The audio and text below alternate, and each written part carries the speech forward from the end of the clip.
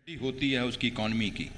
और अगर हमारा बिजनेस, हमारे लोग चाहे इंडस्ट्रियलिस्ट हैं, चाहे वो रिटेलर्स हैं, चाहे वो छोटे दुकान जो नए एंटरप्रेन्योर्स हैं, किसी तरीके से भी बिजनेस से जुड़े हुए लोग हैं, चाहे वो ट्रांसपोर्ट से जुड़े हैं, चाहे वो किसान जो खेती से जुड़ा है, चाहे वो हमारे सेब के व्यापारी हैं, चाहे वो किसी तरीके से भी आप बिज़नेस को अलग तरीके से जिस तरीके से लोग जो बिज़नेस सोर्स ऑफ इनकम लोगों को बनता है, जब हम उसको बिज़नेस कहते हैं, तो उस बिज़नेस को चलाने के लिए जब हमने जम्मू कश्मीर में इलेक्शन था तो हमें ये वादा किया गया था कि इलेक्शनों के बाद आप जम्मू कश्मीर को स्टेट का दर्जा बहाल किया जाएगा और जम्मू कश्मीर का स्पेशल स्टेटस भी बहाल किया जाएगा।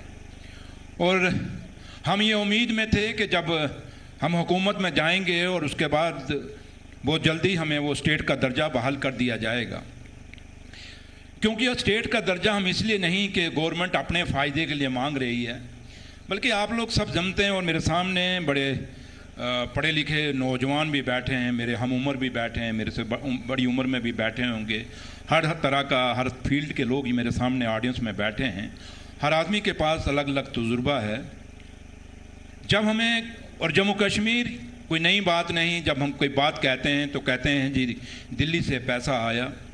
ये दिल्ली से पैसा गवर्नमेंट ऑफ इंडिया ने आज से जम्मू कश्मीर को नहीं दिया, बल्कि जब से हम आज़ाद हुए जम्मू कश्मीर 1947 से लेके आज तक जो भी हुकूमतें देश में आई, उन्होंने हमेशा जम्मू कश्मीर को जब फंडिंग की, पैसा दिया, उससे हमारा चाहे इवन एक मुलाजम है उसकी सैलरी मिलती है। तो आज की हमारा एक, अब इसके लिए मैं कौन सा वर्ड यूज़ करूँ, मैं वर्ड भी अब ना ही यूज़ करूँ तो ज़्यादा अच्छा रहेगा, नहीं तो शाम को वही एक टीआरपी बन जाएगी। और मैं इतना ज़रूर कहना चाहूँगा कि जब स्टेटों को पैसा बांटा जाता है, दिल्ली की गवर्नमेंट ऑफ इंडिया जब पैसा बांटती है, तो जम्मू कश्मीर के जो हालात हैं, हमारे जंगल, हमारी सड़कें, हमारी पॉपुलेशन, हमारा एरिया, वो आज भी एक स्टेट के मुताबिक है। बिल्कुल यानी बिटवीन द लाइंस में पूछना चाहूँगी कि कई जगहों पर हम देखते हैं कि बड़ा टसल रहता है, तो क्या यहाँ पर ताउन बन पा रहा है? नहीं, मैं उस बात के अलग पे जाऊँगा, लेकिन मैं जो पहली बात मैं कहना चाहता हूँ जी, तो आज हमारे हालात जो हैं, लद्दाख को यूटी बनाया गया है, लेकिन आज़ाद लद्दाख जो है वो एक छोटी सी यूटी है जो 2 डिस्ट्रिक्टों पे हैं। आप सारे काफ़ी सारे लोग वहाँ गए होंगे। और जब फंडिंग होती है, जम्मू कश्मीर जो एक स्टेट का दर्जा था वो भी यूटी है। जब वहाँ से फंडिंग आएगी हमें यूटी की फंडिंग मिलेगी, और जितनी हमें मिलेगी उतनी ही यूटी लद्दाख को मिलेगी। इस चीज़ को समझने की ज़रूरत है। और जब हमारी ज़रूरतें एक स्टेट के मुताबिक हमें फंडिंग नहीं आ रही, तो हमारे वो काम जो हमारे काम रुकते हैं, जो डेवलपमेंट के लिए चाहिए वो पैसा, उतनी फंडिंग हमें नहीं आती, तो कहीं ना कहीं वो रुकावटें आती हैं।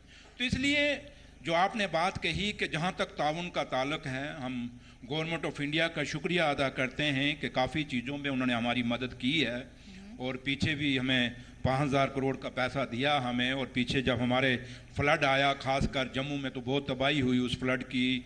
कश्मीर में मेरे मालिक ने शुक्रिया उसका कि इतनी तबाही नहीं हुई, जेलम थोड़ा सा पानी निकला, जेलम से बाहर पानी गया, लेकिन उस तरीके की नहीं हुई। बट जम्मू में तो पुलों के पुल ढह गए, सड़कों की सड़कें ढह गई, लोगों के घर बर्बाद हो गए। तो उसके लिए भी मैं दिल्ली की गवर्नमेंट ऑफ इंडिया का शुक्रिया अदा करते हैं कि 1400 करोड़ पे हमें उन्होंने दिया ये परमानेंट रेस्टोरेशन के लिए। ये एक अच्छी चीज़ है कि इस तरह से अगर काम हो तो तरक्की के ज़राए भी खुलते हैं। आपने जम्मू का जिक्र किया है, तो चूंकि जम्मू कश्मीर की बात होती है तो वहाँ के लोग जो तरक्की के मसले हैं या जो तरक्की के ज़राए हैं उसमें बराबरी की उम्मीद करते हैं। तो आप कैसे दोनों रीजन्स के लोगों को यकीन दिलाएंगे कि दोनों के लिए बराबरी से काम होगा और इस तरफ भी तवज्जो मरकूज़ है? सबसे बड़ी बात कि मैं जिस पार्टी से बिलोंग करता हूँ, नेशनल कॉन्फ्रेंस से, हमारे पार्टी प्रेसिडेंट कायदे सानी डॉक्टर फारूक अब्दुल्ला साहब और शेर कश्मीर शेख मोहम्मद अब्दुल्ला साहब से अगर आप देखें, अब सियासत के लिए कोई कुछ कहे, लेकिन हकीकत, ज़मीनी हकीकत देखी जाती है। अगर ज़मीनी हकीकत पे आप जाएं तो जब भी जम्मू और कश्मीर की बात आए, ठीक है कोई वोट लेने के लिए डिस्क्रिमिनेशन की बात करते हैं जो आपने खुल के नहीं कहा, और मैं खुल के कहूँगा कि नेशनल कॉन्फ्रेंस की जब भी गवर्नमेंट बनी और आज भी जब उमर अब्दुल्ला सरकार है जम्मू कश्मीर में, आज भी अगर आप फंडिंग उठा के देखें, दोनों खित्तों में बराबर की हिस्सेदारी दी जा रही है। अगर आप बात करें, अगर जम्मू में एग्रीकल्चर यूनिवर्सिटी है, शेर कश्मीर एग्रीकल्चर यूनिवर्सिटी है, तो ये किसने दी? कायदे सानी डॉक्टर फारूक अब्दुल्ला साहब जब मुख्यमंत्री थे, चीफ मिनिस्टर थे जम्मू कश्मीर, उसमें उन्होंने दी। वो कश्मीर में भी है शेर कश्मीर एग्रीकल्चर यूनिवर्सिटी, जम्मू में भी है। किसी भी डिपार्टमेंट के डायरेक्टर आप देख लीजिए, अगर वहाँ डायरेक्टर है तो यहाँ भी डायरेक्टर है। कोई ऐसा डिपार्टमेंट हमें दिखा दीजिए जहाँ कश्मीर में है तो जम्मू में नहीं है, जहाँ जम्मू में है तो कश्मीर में नहीं है। और हमेशा चाहे शेर कश्मीर शेख अब्दुल्ला साहब थे, चाहे डॉक्टर फारूक अब्दुल्ला साहब हैं हमारे, चाहे आज साहब हमारे जो ऑनरेबल चीफ मिनिस्टर जनाब उमर अब्दुल्ला साहब हैं, हमें साफ हिदायतें हैं कि कहीं भी किसी भी डिपार्टमेंट में कहीं भी कहीं डिस्क्रिमिनेशन नहीं होनी चाहिए। क्योंकि मैं डिप्टी चीफ मिनिस्टर होने के साथ साथ इंचार्ज मिनिस्टर पीडब्ल्यूडी भी हूँ। मैं इंचार्ज मिनिस्टर इंडस्ट्री भी हूँ। मेरे पास माइनिंग है, मेरे पास स्किल है, लेबर है, एम्प्लॉयमेंट डिपार्टमेंट्स हैं। और मैं आपको दावे से कहता हूँ, खाली ये डिपार्टमेंट नहीं बल्कि जो ऑनरेबल दूसरे मिनिस्टर हैं इस कैबिना में, सबके में कहीं भी आप डिस्क्रिमिनेशन नहीं कर सकते। सवाल, आखिरी सवाल और छोटा सा जवाब मैं चाहूँगी, चूँकि आपने ज़मीन से जुड़ी हुई सियासत की है और आपने लोगों के साथ कनेक्ट भी किया है और कई सारी चीज़ों का आपने जिक्र किया, तो जो आर्टिजन्स हैं उनको किस तरह की पॉसिबिलिटीज़ मिलनी चाहिए क्या? क्योंकि ग्लोबल लेवल पर उनकी पहचान होना बहुत ज़रूरी है। क्या उसमें डिक्लाइन देखा जा रहा है? क्या उस पर सरकार तवज्जो देगी?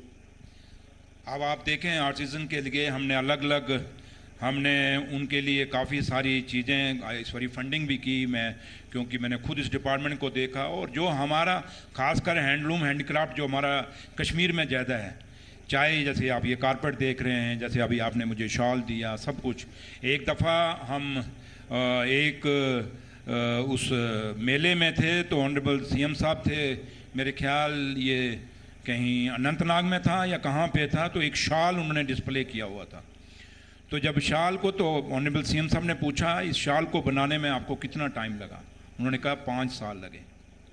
तो ऐसे ऐसे कलाकार, कारीगर हमारे इस जम्मू कश्मीर में हैं। और मैं आपको दावे से कहता हूं और फ़ख्र से कहता हूं कि उमर अब्दुल्ला सरकार के इस वक्त में 1.5 साल के अंदर हमारा ये पश्मीना शाल जो बाहर जाता था, और दिल्ली वैली जो बाहर लोगों को बड़ा क्रेज था कि हम पश्मीना शाल लेंगे, तो वो जब शाल लेते थे, तो मैं नाम नहीं लूँगा किस स्टेट से वो बन के जाते थे, वो अच्छा नहीं लगता, मैं कैसी मंच पे हूँ। और इतना ज़रूर कहूँगा कि वो ऐसी जगह कहीं फैक्ट्रियों में बन जाते थे, पश्मीना शाल बना के वो दिल्ली वैली में आगे चाहे गुजरात में, चाहे राजस्थान में, देश के अलग अलग कोनों में या दुनिया में वो शाल बेचे जाते थे। लेकिन वो कारीगरी किसकी होती थी? नाम किसका होता था? कश्मीर का होता था। उस चीज़ को रोकने के लिए, उस ब्लैक मार्केटिंग को रोकने के लिए हमने जितने भी हमारे प्रोडक्ट्स आज हमारे जम्मू कश्मीर में बन रहे हैं, और ख़ासकर जो कश्मीर, क्योंकि जम्मू में थोड़ा कम है, ज़्यादा हैंडलूम हैंडीक्राफ्ट कश्मीर में है, तो हमने उसको जियो टैग कर दिया। अब जियो टैग का एक फ़ायदा, अगर आप पश्मीना शाल लेंगे, उस पर वो स्टिकर होगा, आप उसको प्रिंट में करेंगे तो आपको पूरा सामने आ जाएगा किससे बना, कैसे बना, कितना बना।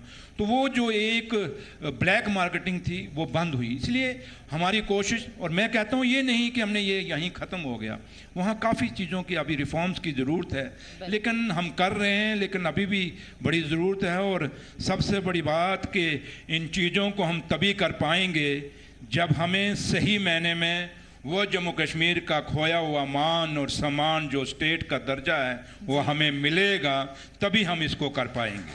चलिए, आपने अपनी बात को इस मंच से पहुंचाने की कोशिश की। बहुत शुक्रिया सुरेंद्र साहब अपना कीमती वक्त देने के लिए, और अपने यहाँ पर आपका भी बहुत बहुत शुक्रिया। मैं और आपके इस कॉन्क्लेव के और आपकी जी न्यूज़ को मैं बहुत बहुत बधाई देता हूँ। शुक्रिया, thank you. Thank you so much.